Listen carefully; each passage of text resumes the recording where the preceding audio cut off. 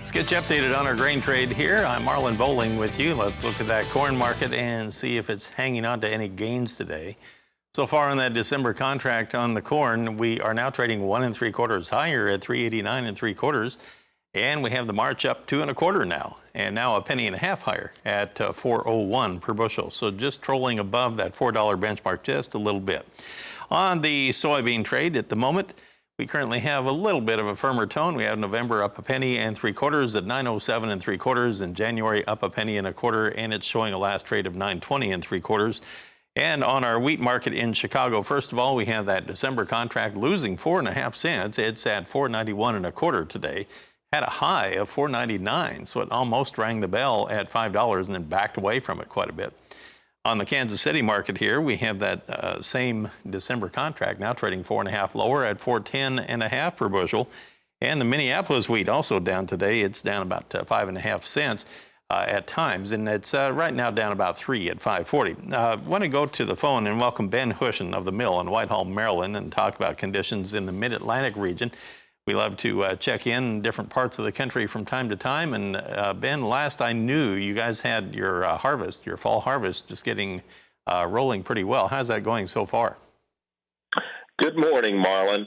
Well, it's rolling pretty well. We're a little south of the area Tim Ross just talked about. We continue to be in a pattern of being warm. In fact, some would say hot, 85 today, calling for 90 tomorrow.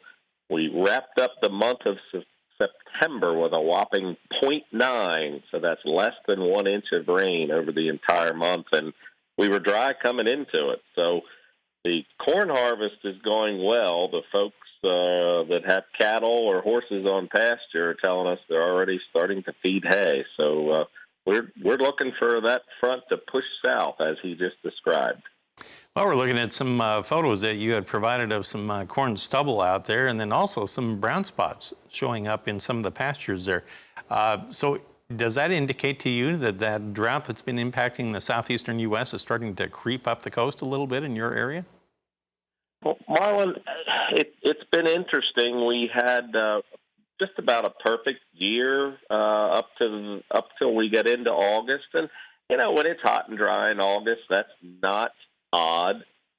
2017 and 18, we had a lot of moisture, but that was not typical. So we finished the month of August behind normal with about 2 inches of rain. But then to go into the entire month of September, when it normally cools down in those pasture and hay fields, in our community, we pretty much grow cool season grasses. And when those temperatures in September stayed hot and then no rain, there's the summer stress. The grass has not come back out of pretty much any of the grass, to be honest with you. Okay, so looking forward now, how much of the crop do you have left, and do you have much in the way of soybeans there locally?